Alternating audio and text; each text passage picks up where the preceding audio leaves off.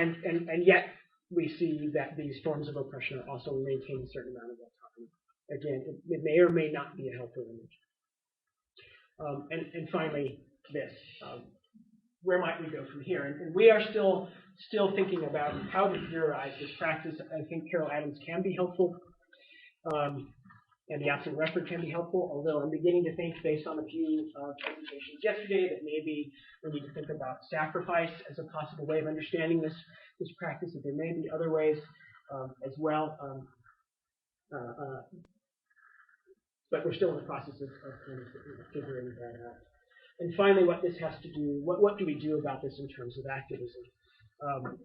I don't mean here, by the way, to suggest that theory and activism are separate endeavors, that we can sort of counter to ICAS as a whole. But how do we respond to these kinds of things? Right?